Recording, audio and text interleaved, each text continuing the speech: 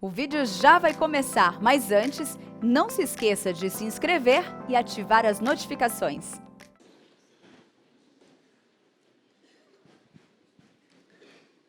A graça e a paz do nosso Senhor Jesus, amados irmãos e irmãs, Deus abençoe muito a vida de cada um de vocês e você que nos assiste pela IPPTV, que o Senhor também fale ao seu coração. Chegamos agora ao momento precioso, central do nosso culto, onde vamos compartilhar a palavra de Deus. E também agradecer a Deus pela vida do nosso pastor, reverendo Arival, que está de férias, merecidas férias, de uma semana mais ou menos. Ore por ele durante a sua semana, assim como o irmão testemunhou aqui, que Deus cuidou nas férias, que Deus cuide do nosso pastor. Amém, igreja? É isso. Então vamos em frente. Quero convidar você, em reverência à palavra de Deus, a ficar de pé no seu lugar. Quando lemos os evangelhos, lemos de pé. Por isso, abra sua Bíblia comigo no Evangelho de Lucas, capítulo 24. E você pode ficar de pé no seu lugar.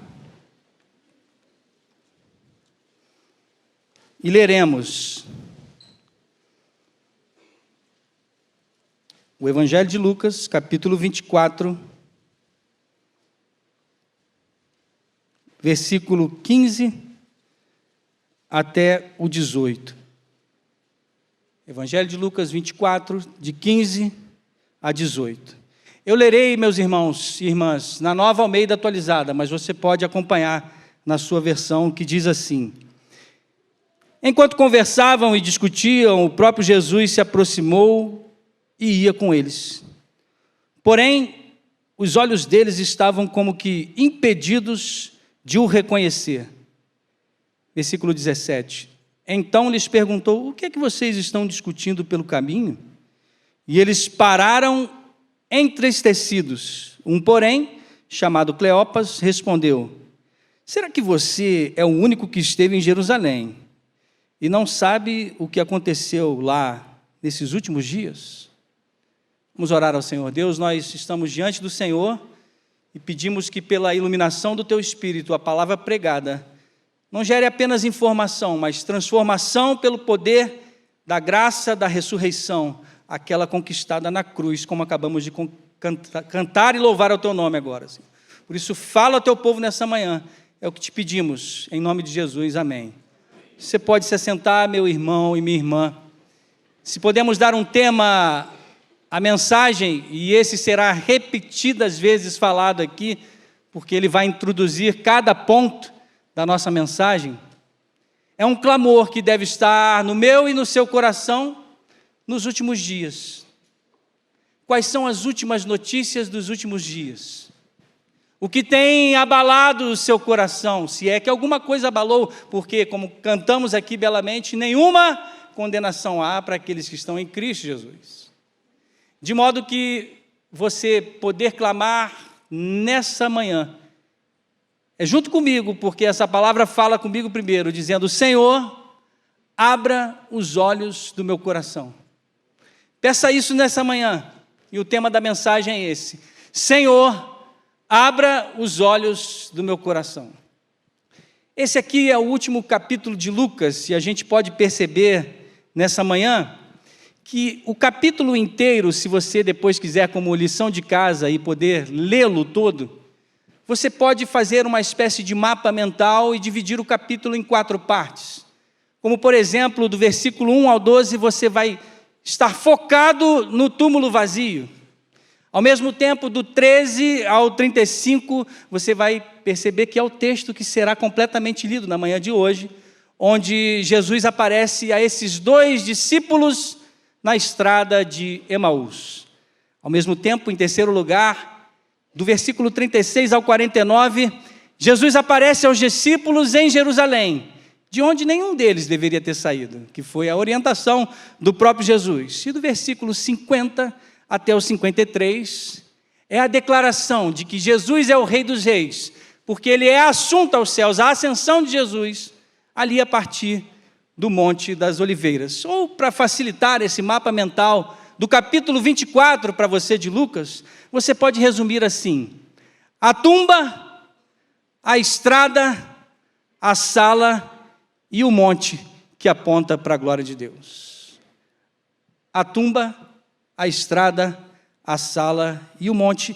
E no trecho que lemos agora, você vai perceber que Lucas, esse médico que de pesquisas apuradas, nos relata que a história desses dois discípulos que estavam provavelmente retornando para as suas casas em Emaús, ou talvez fossem irmãos que morassem juntos naquela casa de Emaús que vai ser relatada no texto aqui.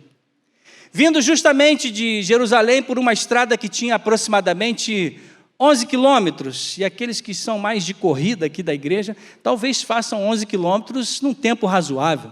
Tenho amigos aqui que são ciclistas, corredores, mas talvez eu e você, gente do povo comum, não super-heróis, a gente faz essa caminhada de 11 quilômetros talvez em 2 horas, pode ser, os mais lentos, e talvez até porque os dois estavam discutindo, entristecidos, parando talvez para negociar algum tipo de fala a respeito do que tinha acontecido nos últimos dias em Jerusalém, talvez 2 horas e meia de caminhada.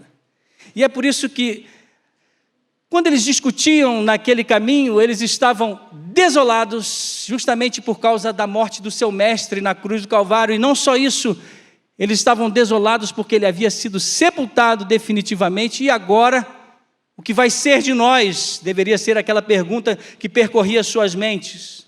E quando lemos aqui agora esse pequeno trecho do texto maior, nós vimos que Jesus se aproximou deles no caminho, e ao se aproximar, caminha com eles, e Jesus resolve definitivamente, como veremos daqui a pouco, explicar toda a Escritura, ou seja, Jesus explicou completamente a Tanakh, ou seja, a Torá, que era o Pentateuco, os Neviim, que eram os profetas, e os Ketuvim, que eram os escritos. E Jesus abre as Escrituras por meio da palavra, e vale notar que esse aqui foi um encontro impressionante, muito similar quando ele está na sinagoga de Nazaré para iniciar o seu ministério, e lhe entregam o rolo de Isaías, e ele lê Isaías 61, 1 e 2, e ele diz: hoje se cumpriu as Escrituras que vocês acabaram de ouvir. Ou seja, Jesus inicia o seu ministério na palavra, e Jesus está terminando o seu ministério terreno, proclamando a palavra. Percebam, para aqueles ouvintes da sinagoga de Nazaré, e para esses 2 ouvintes da estrada aqui, e vale notar algo especial, creio que no Novo Testamento aqui foi a primeira escola bíblica dominical, itinerante, naquele caminho.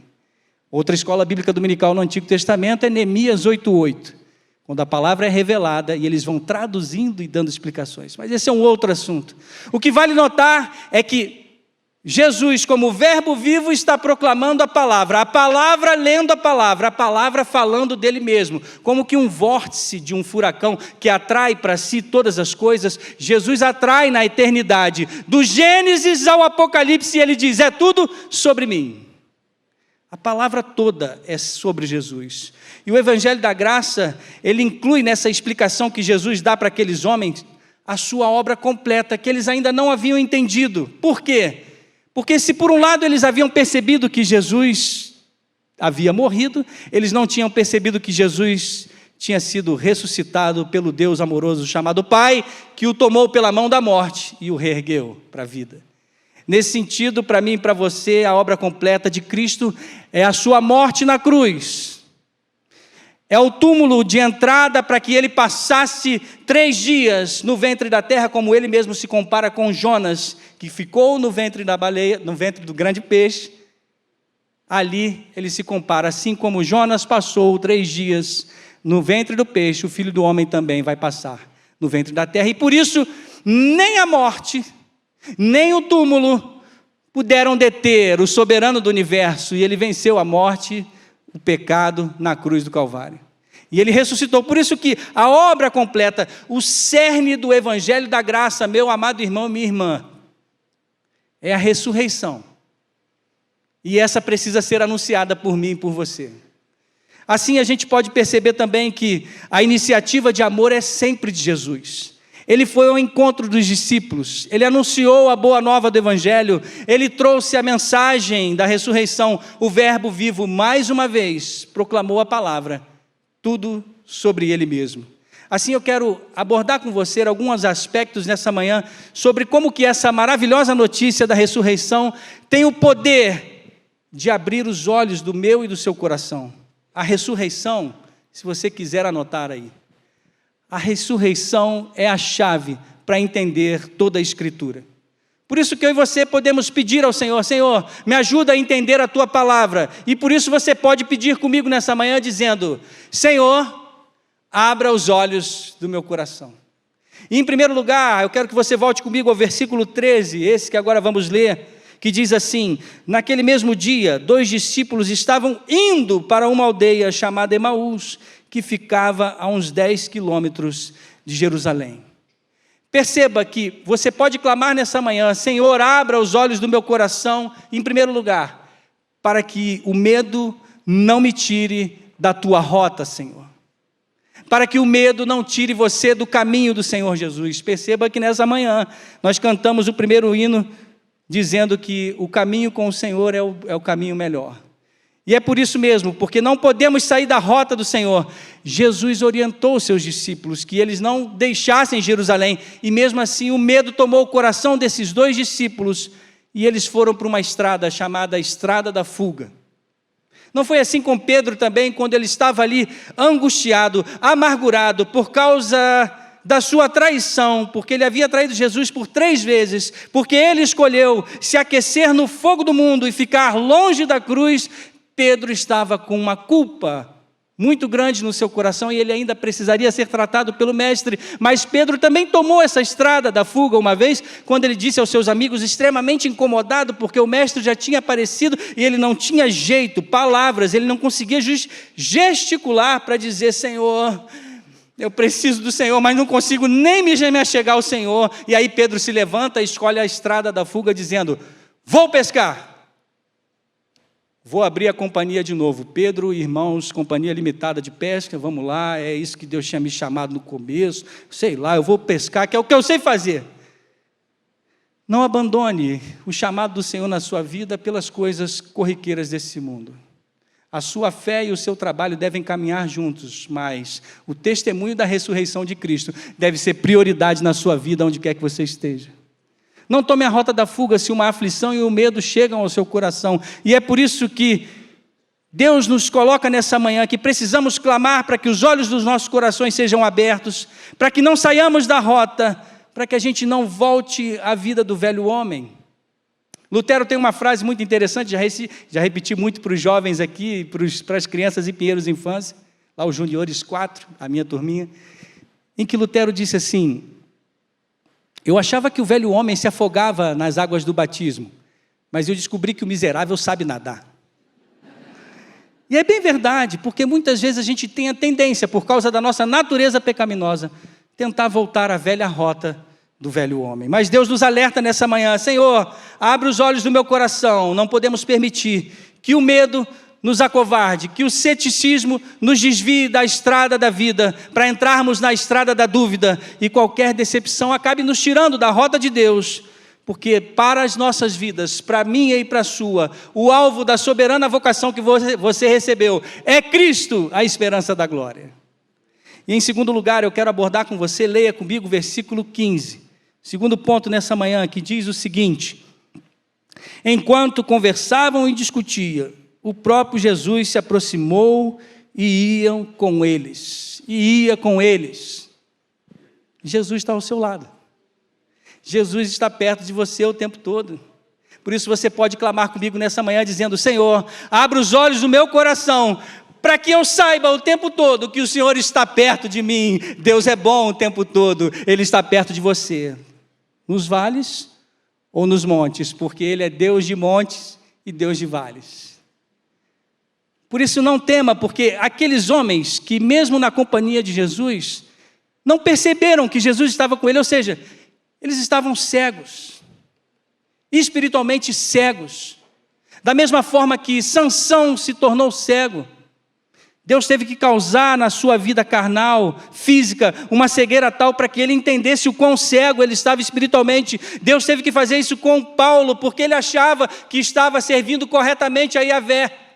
E não havia entendido como que um criminoso na cruz do Calvário pode ser o Messias. O negócio é acabar com essa seita. Vamos jogar homens e mulheres na prisão. Aliás, cartas para encerrá-los e matá-los todos. Mas quando o encontro da graça, Jesus chega a Paulo, Jesus causa uma cegueira física nele, para que ele entendesse o quão cego espiritualmente ele estava, e ele é transformado através daquele momento. Por isso, eles não conseguiam reconhecê-lo, e muitas vezes caminhamos assim também, eu e você, vencidos pelas agruras da vida, vencidos pelas decepções nos relacionamentos, como se por acaso, meu irmão e minha irmã, a doença que muitas vezes se abate na porta da sua casa, ou como se a morte tivesse a última palavra, como se Jesus não tivesse ressuscitado. Ele ressuscitou, Ele está vivo e muito bem, à destra de Deus, e governa a sua vida. E é por isso que os discípulos, percebam, que fazia parte do grupo maior dos discípulos, que tinha uma relação muito estreita com o grupo dos 11 naquele momento, porque Judas já havia morrido. Esses discípulos eram gente do povo, gente comum, ou seja, a igreja primitiva nascente, a igreja primitiva que estava acontecendo naquele momento. Ou seja, Jesus está perto de cada um de nós. Você é a igreja, você é corpo de Cristo, e Ele tem prazer em cuidar de forma personalíssima de cada um de vocês. Ele cuida de mim, Ele cuida de maneira pessoal de você também. Porque vejam, poderia ser que a mensagem fosse exclusiva para que os 11 fossem cuidados e dali partisse para a igreja. Mas Deus é um Deus tão preocupado com você que Ele não é o Deus da massa, Ele cuida da sua vida pessoal, dos mínimos detalhes. Por isso que nessa manhã, muitas vezes, agimos como esses discípulos, embora Jesus esteja perto. Muitas vezes não percebemos, porque nos distraímos com a força da onda e com a força do vento. Clame comigo nessa manhã e diz: Senhor, abra os olhos do meu coração, para que eu saiba que o Senhor está sempre perto de mim. E é por isso que, em terceiro lugar, eu quero clamar com você nessa manhã, dizendo: Senhor, abre os olhos do meu coração, para que a tristeza não me tire a visão espiritual. Você precisa saber que vida material, vida física, caminha lado a lado com a vida espiritual. Não há nada que você faça nessa terra que não esteja ligado ao mundo espiritual, ou seja, sobre a vontade de Deus para a sua vida. Por isso, não perca a visão espiritual, ou de uma outra maneira, como o apóstolo Paulo vai dizer, não apagueis o Espírito, mas sejam cheios do Espírito. A sua visão espiritual precisa ter foco, a sua visão precisa estar debaixo das lentes da graça, da ressurreição de Cristo Jesus. Não importa o que aconteça nessa vida finita e pequenininha, o Deus da eternidade, onde o tempo, esse Deus atemporal, a eternidade está contida nele mesmo, Ele te chama: confia em mim, porque eu estou no barco do teu coração. Para que a tristeza não tire a visão espiritual. Veja comigo os versículos 16 e 17, que dizem assim: porém, os olhos deles estavam como que impedidos de o reconhecer. Então lhes perguntou: o que é que vocês estão discutindo pelo caminho? E eles pararam entristecidos. Jesus caminhava com aqueles homens, e eles estavam totalmente cegos. Jesus perguntou qual era a sua preocupação, e eles pararam entristecidos, estavam frustrados. Parece que eles ainda também, não só os olhos espirituais estavam fechados, como que os ouvidos também, porque muitas vezes eles viram o mestre caminhando entre as pessoas e perguntando: o que queres que eu te faça? Jesus pergunta para você isso nessa manhã. Sabe por quê? Não é porque Jesus não saiba o que você precisa, é claro que Ele saiba, mas Ele quer um relacionamento pessoal com você, e é um relacionamento através de um canal que se chama oração. Você precisa conhecer as Escrituras, mas você precisa abrir a sua boca e, na verdade, abrir o seu coração e dizer: Senhor, é isso que eu estou precisando, seja feita a Tua vontade. Eu sei que o Senhor é soberano, mas derrame como Ana derramou diante do Senhor, clamando, a ponto do sacerdote pensar: se afasta desse vinho, mulher. Ela falou: não, eu estou derramando a minha alma diante do Senhor. Derrame o seu coração diante do Senhor em oração, e faça saber a Ele, porque o mestre te pergunta nessa manhã: o que você quer que eu faça a você? Porque Ele quer um relacionamento. O canal da oração é um canal de relacionamento. E aqueles homens começaram a falar, e aqueles homens mostraram a sua frustração. E o que eu quero dizer para mim e para você, porque eles estavam frustrados, porque ainda não haviam reconhecido a ressurreição. E meu amado irmão e minha irmã, coloque isso como âncora na sua vida. Sem a verdade da ressurreição, a gente perde a visão espiritual. Sem a verdade da ressurreição, a gente perde a visão espiritual. A estrada da vida vai ficar marcada por tristeza, por angústia, por dor. E mais uma vez, citando Lutero, ele vai nos dizer: sem a ressurreição, as aflições da vida são insuportáveis. Você precisa olhar para Cristo ressurreto. Ele está com você, Ele quer a sua oração. E por isso, de posse nessa manhã do poder da ressurreição, a vida cristã, mesmo em meio às lutas, não sei qual é a luta que você está passando, mas a sua vida deve ser cheia de esperança e de alegria. Sabe por quê? Ah, pastor, isso é animação de palco? O senhor está mandando a gente sorrir aí diante de uma teologia da prosperidade? Negativo! A palavra de Deus vai dizer para mim e para você: alegrai-vos. Outra vez vos digo, alegrai-vos. Por isso que o sorriso no rosto do cristão não é um sorriso de alguém que está tonteado, entorpecido por alguma coisa, mas é de alguém que crê naquele que é ressurreto, que vai cuidar de cada detalhe das nossas vidas. E nessa manhã eu quero dizer para você, em quarto lugar: Senhor, abre os olhos do meu coração, para que as últimas notícias não me frustrem. Olhe comigo os versículos 18 e 21. De 18 a 21. Um, porém, chamado Cleopas, respondeu: será que você é o único que esteve em Jerusalém? Como se ele dissesse: você está onde? No mundo da lua? E não sabe o que aconteceu lá nesses últimos dias? E ele lhes perguntou. E essa hora aqui, irmãos, a pergunta de Jesus, eu penso que o senso de humor de Deus é maravilhoso. Porque ele faz... Jesus estava com eles, Jesus estava caminhando com eles, era o ressurreto. Tipo assim, diga-me mais. Do que se trata? Fazendo com que o canal do relacionamento fosse você abrir o coração diante dele. E eles se explicaram, vejam, os dois explicaram, né? Aquilo que aconteceu com Jesus, o Nazareno, que era profeta, poderoso em obras e palavras diante de Deus e todo o povo. E como os principais sacerdotes e as nossas autoridades o entregaram para ser condenado à morte e o crucificaram, eles aqui reconhecendo, inclusive, que a principal culpa era dos judeus. Se por um lado o Estado romano foi o braço que desceu o martelo, a culpa e quem entrega são os judeus, ou seja, os próprios irmãos de Jesus. 21, nós esperávamos que fosse ele quem haveria de redimir Israel, mas depois de tudo isto, já estamos no terceiro dia, desde que essas coisas aconteceram. Talvez você já esteja contando aí, já passou uma semana da eleição. Perceba comigo que quando a gente clama: Senhor, abre os olhos do nosso coração para que as notícias não me frustrem. Aqueles homens tiveram a última notícia para eles, que a última notícia era a morte.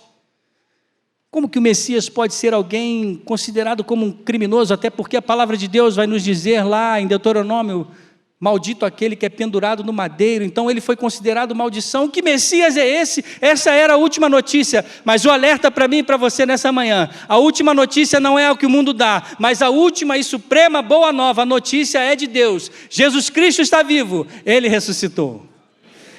Qual foi a última notícia que você recebeu? Ela te abalou? Como disse o nosso irmão aqui, as eleições te abalaram? Aliás, muito parecido com o que está nesse texto aqui, aqueles homens tinham expectativas políticas sobre o Messias. Para eles, Jesus deveria ser o novo rei que livraria Israel das aflições do Império Romano. Os últimos dias têm afligido o seu coração? Temos colocado nossa esperança na política e dos governantes? E não que não devemos orar por eles, devemos votar com consciência e orar pelos governantes, mas a última notícia é essa: o governante do universo está vivo e muito bem, ele ressuscitou e está no seu sublime trono, jamais saiu dele e não perdeu o controle da história e de todas as nações. Esse é o nosso Deus. Por isso, em quinto lugar, eu quero clamar com você nessa manhã, dizendo: Senhor, abre os olhos do meu coração, para que eu creia no testemunho dos meus irmãos, de quem está do meu lado, dos presbíteros, dos diáconos, das pessoas que estão aqui, Por quê? Olhe comigo os versículos 22 a 24, diz assim a palavra do Senhor. É verdade também que algumas mulheres do nosso grupo nos surpreenderam, indo de madrugada ao túmulo, e não achando o corpo de Jesus, voltaram dizendo que tinham tido uma visão de anjos, os quais afirmaram que ele vive. De fato, alguns dos nossos foram ao túmulo, Pedro e João, e verificaram a exatidão do que as mulheres disseram, mas não o viram. A família da fé, meu amado irmão e minha irmã, é um lugar, é um repositório absoluto de esperança para mim e para você. E é por isso que o testemunho que cada irmão do nosso lado dá, de uma vitória que se tem, de um acidente de que se vence, de que um câncer que é derrotado, ou qualquer outra coisa que acontece no nosso meio, todo testemunho entre nós aqui deveria ser levado em alta conta. Sabe por quê? Porque a comunhão dos santos é um meio de graça promovido por Deus. Por isso, crer e se alegrar por aquilo que o Senhor tem feito na vida de cada um de vocês, na vida dos nossos irmãos, deveria ser para mim e para você um combustível de esperança e alegria rumo à Nova Jerusalém. Ou seja, rumo à nossa participação na ressurreição de Cristo. Por isso, quando alguém contar um testemunho, quando alguém contar um testemunho, se alegre com ele, sorria, abrace, e que isso se torne um combustível para a glória de Deus. Em penúltimo lugar, e não menos importante, eu quero compartilhar com você, olhando para o versículo 25 e 26, nessa pregação expositiva sobre esse texto belíssimo, sobre a glória de Deus. 25, então lhes disse: como vocês são insensatos e demoram para crer em tudo que os profetas disseram. Não é verdade que o Cristo tinha de sofrer e entrar na sua glória? Nessa manhã eu e você podemos clamar: Senhor, abre os olhos do meu coração para que eu não me torne incrédulo. Ou seja, o poder da ressurreição, meu amado irmão e minha irmã, tira toda incredulidade.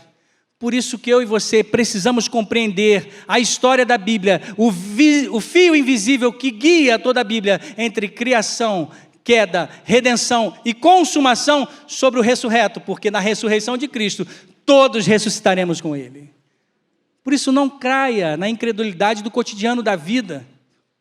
Os discípulos queriam a glória da coroa de um Messias, governador político, mas eles não queriam a cruz, porque na hora da cruz só um ficou com as mulheres, João e as mulheres. Os outros deram no pé.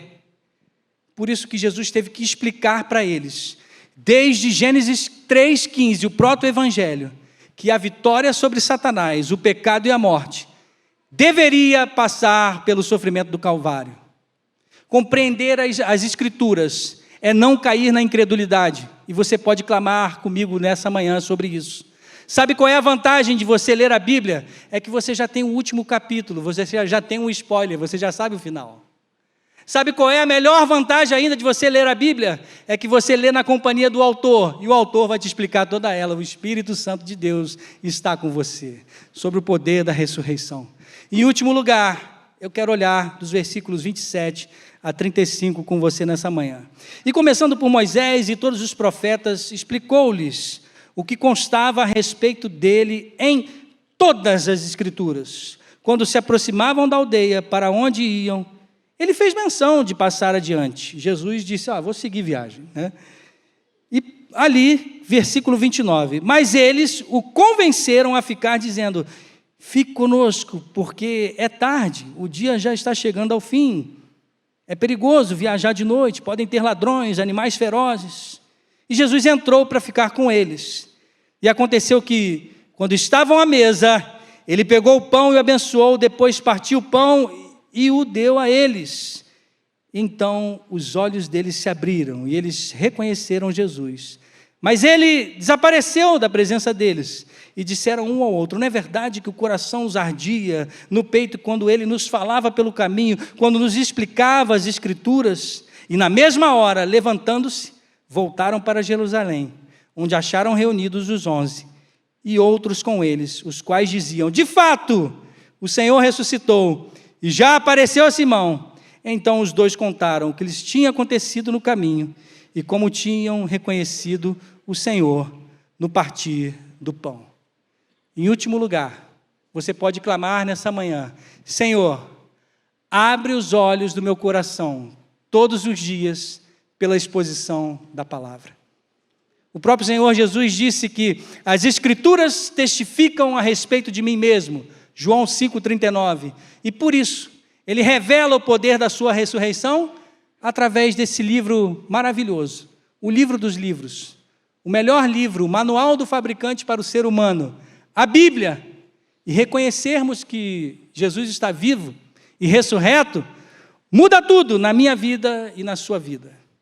Tristeza, choro, medo, podem até acontecer na nossa caminhada e na nossa estrada, mas na certeza da vitória de Cristo sobre a morte, sentimentos como esses, dor, medo, tristeza, devem dar lugar à alegria e à esperança da salvação pelo poder da ressurreição.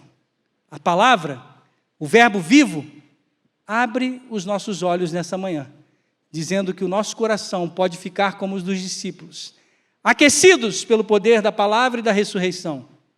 E os nossos pés precisam sair daqui nessa manhã, apressados para anunciar as boas novas. E se por acaso os seus lábios estavam fechados há muito tempo para anunciar o Evangelho da Graça, nessa manhã um convite é: os olhos do seu coração podem ser abertos e os seus lábios também para anunciar o Evangelho da Graça.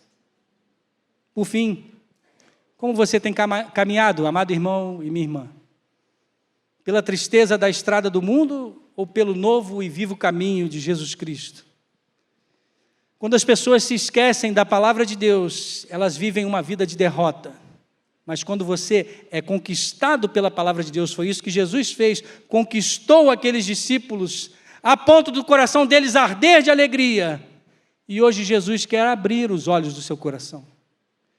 Como aqueles discípulos fizeram, achando que eles tinham conquistado Jesus, dizendo: fica na nossa casa. O convite da graça para você hoje é que você, que já foi salvo, essa palavra é para os salvos, é daquele que tem intimidade, onde Jesus diz: eis que estou à porta e bato, aquele que ouvir a minha voz e abrir, eu cearei com ele. Jesus está te convidando, não para que ele seja o convidado, mas para que essa casa, o coração, ele seja o anfitrião a colocar todas as coisas no lugar. Para que os olhos do seu coração sejam abertos. Clame a Ele, para que as Escrituras inundem sempre o seu coração com a alegria da ressurreição. Peça todos os dias: Senhor, abra os olhos do meu coração. Que Deus abençoe a sua vida. Vamos cantar o hino que abriu ali o coração de Lutero, quando ele caminhava com a sua mente cativa à palavra de Deus, dizendo: castelo forte é o nosso Deus. Que o seu coração seja esse coração, firmado na rocha que é Cristo, pois toda casa construída na rocha da palavra, essa casa permanecerá. Castelo forte é o nosso Deus. Deus abençoe a sua vida.